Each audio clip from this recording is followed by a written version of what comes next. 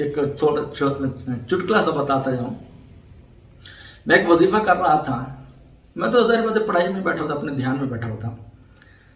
ये अचानक जो है था ना रीछ, इस शक्ल में जो मुअक्कल था वो पीछे आकर मेरे बैठ गया, यानी सीधे कंधे के पीछे आकर।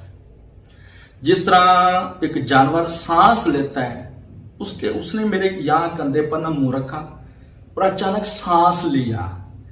उस सांस की गर्माइश मेरे कानों में आवाज भी और गर्माइश भी मुझे महसूस हुई। तो मैंने कहा ये आवाज, और जैसे एक बंदा सांस लेता है, जानवर सांस लेता है, सांस की आवाज आती है, ऐसी आवाज है। मैंने जो पीछे यकदम देखा ना, क्या देखता रीछ, जारी बात अचानक यकदम उसने पीछे से मुझको कि मैं तो डर गया एकदम, जिस तरह काम एकदम छिरकी से निकल जाती है, डर गया था। अचानक फिर जब फिर अपने आप को संभाला, फिर जगह के पीछे है ही नहीं। मैंने कहा लगता वो या तो डराने आया था या चेक करने आया था कि भाई ये हजरत साहब की क्या कैफियत होती है। असल में उसका वजीफा मैंने पहले भी किया हुआ था, अल्हम्दुलिल्लाह अभी भी वो मेरे पास है, आते जाते रहते सारे मामले आते हैं। एक किस्म की उसके साथ मेरी दोस्ती है। मुझे हंसी भी है, मैंने कहा यार तू मेरा चंगन डराया है। अब मैं वो चाहता था कि ये मेरे सामने आए, मैं इस ताव में बैठा था कि मैंने इसको सामने लेना है, बादली तो पता था। और मैं इस नियत से पढ़ाई कर रहा था, जब उसने रात को मुझे याद नहीं कि काफ़ी देर पहले की बात है कि कितने दिन पढ़ाई का हो चुके थे, 20,000 मरतबा पढ़ना था, 3-4 घंटे लग जाते थे। तो वो मैं एकदम समझो घबराहट गया, जिस तरह के वो जिसका जिस्म पर कंप भी हो जाती है।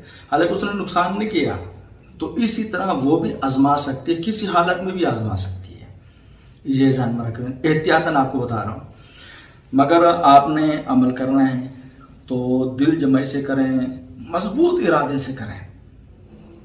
यकीन माने मुझे ये अमल देते हुए खुशी भी हो रही है, और दूसरी बात है कि एहतियात में बता रहा हूँ। मैं भी चाहता हूँ कि अल्लाह तबारक व तआला आप लोगों को कामयाबी दे। मुझे किसी से कोई जेलसी नहीं है, तो कामयाबी ज़ाहिर बात आप मिलेंगे, आप खुश होंगे, उनसे बहरहाल अच्छे काम लेना है, ये जहन में रख लेना। बुरे काम कभी नहीं करवाने। वो बाज़ दफ़ा मजबूर लोग होते हैं, वजीफ़े के ताबे होते हैं, आकर हम वजीफ़े जोर दें पढ़ाई पर, तो उनको बाज़ लोगों को ऐसे महसूस है जैसे जिस्म पे ना आग लग गई है। वो पढ़ाई, आप उन लोगों ने पढ़ाई पे जोर दे दिया, मजबूरों वो काम तो कर देगा, मगर गुनाह हमारे ऊपर आएगा। तो इस चीज़ का ख्याल रखना है। बाद लोग ऐसा होता है कि वो अगर हम बार पर उनसे गुनाह वाले काम कराए तो वैसे से पीछे हटते जाते हैं, यार ये तो बंदा हमसे बुरे काम करवाता है। तो ज़ाहिर बात ये अच्छी है, तो अच्छी पर ये है। बहरहाल आपने 63 दिन का ये अमल करना है। करने के लिए आइए कि सबसे पहले आप सूरत तारक याद करेंगे। सूरत तारक को सही तरीके हिफाज करें, फिर किच्चे अच्छे कारी साहब को सुना दें ताकि तलफ़्फ़ुज़ की सही दुरुस्ती हो जाए, सही ना। उसके बाद आपने जब दिन आपने वजीफ़ा शुरू करना हो, रात के 12 बजे आपने बैठना है, इस चीज़ का ख्याल रखना है। ये जो नूरानी मखलूक होती है ना, ये रात जब ढल रही होती ना, सुबह यानी तहज्जुद का टाइम शुरू हो रहता है, तो ये मखलूकें उठती हैं या अपने मामलात में आती हैं, ये इस टाइम ही ये चीज़ें इस चीज़ की आती हैं। अब थोड़ी सी बात मैं ये भी करता चलूँ, ये परी हैं, परियों के और मामलात होते हैं, इनकी दुनिया और हमारी दुनिया में बड़ा फ़र्क होता है। अगर हम एक दिन गुजारते हैं तो ये कम से कम 12 दिन गुजार लेते हैं। तो अब ये नहीं, इस बारे में मुझे ये भी मालूमात मैंने उससे नहीं ली कि ये दुनिया की किस आलम की है, तो इस बारे में मुझे मालूमात नहीं है। बहरहाल आपने इस चीज़ का ख्याल रखना है कि आपको नींद भी ना आए, किसी किस्म की सुस्ती ना हो, चुकन्ना होकर बैठना, तवज्जो से पढ़ाई करनी है। और सूरत तारक आपने 101 मरतबा पढ़नी है। हर सूरज जब शुरू करेंगे बिस्मिल्लाहिर्रहमानिर्रहीम वस्समाइ वत्तारिक वमा अदराक मत्तारिक, यानी ठहर ठहर के आपने आयत पढ़नी। इतनी लंबी भी ना ठहराव इख्तियार करेंगे कि जैसे कि इतना हो कि आयत सही तरीके पढ़ी जा सके। तो उसके बाद जब आखिरी आयत पढ़ेंगे अमहिलहुम रुवायता बिहक्की या रफ्तमाइलो या इसराफीलो या इस्माइलो या तौताइलो, आपने ये 4 बुजुर्गों के नाम लेने हैं। या रफ्तमाइलो या इसराफीलु, या इस्माइलु, या ताताईलु। इन 4 बुजुर्ग हर यानी सूरत तारिक जब पढ़ेंगे हर सूरत के बाद इन 4 बुजुर्गों के, इन 4 मुवक्किलीन के नाम भी आपने साथ में लाने। यही 4 बुजुर्ग ही होंगे जो पर्री को आपके सामने लाने में आपकी मदद करेंगे। सिर्फ यूं समझना कि एक मरतबा जब पढ़ेंगे ना सूरत ख़त्म करेंगे, उसके बाद ये भी साथ पढ़ते रहेंगे, ये आयत हो जाएगी मुकम्मल आपकी। उसके बाद फिर सूरत तारिक शुरू करेंगे, सूरत तारिक जब पढ़ेंगे तो फिर ये 4 मुवक्किलीन को जो नाम है भ्याके, ये भी साथ करेंगे। कोशिश मैं करूँगा कि आपको स्क्रीन पर दे दी जाए, मगर नाम याद रख लेंगे। या रफ्तमाइलु, या इसराफीलु, या इस्माइलु, या ताताईलु।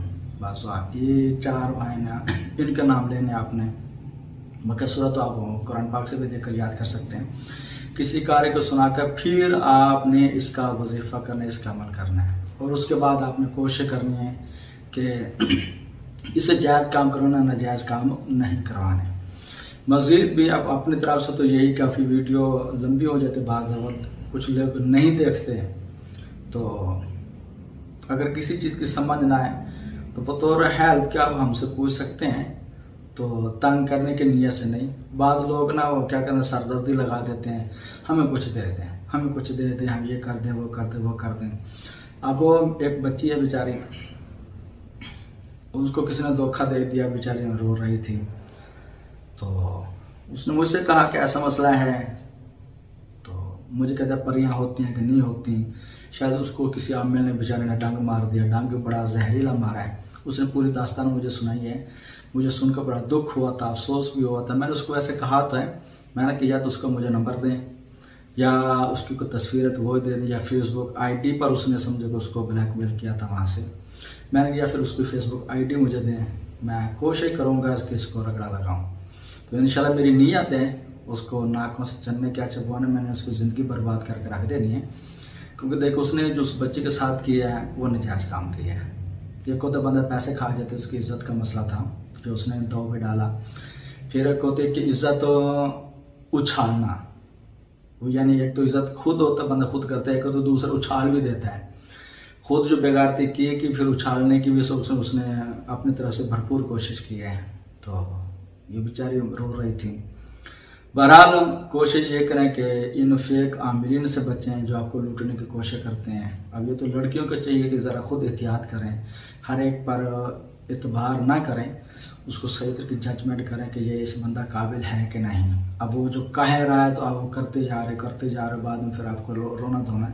ये एक नहीं कई मेरे पास इस तरह के केस हैं। एक बेचारे कह रहे हैं कि मैं तो एक मोहब्बत के चक्कर में कम से कम 2.5 लाख रुपया इन आमिल को खिला चुकी हूँ। मैंने अपना जो मेरी वालदा ने सोने का जेवर बना कर रखा, मैंने वो चोरी बेच दिया है। अब उसका क्या बनेगा जब उसकी वालदा को पता चलेगा। बहरहाल अल्लाह तबारक व तआला करम करें, आप इस वजीफ़े को करें। अस्सलामु अलैकुम वरहमतुल्लाहि वबरकातुहू।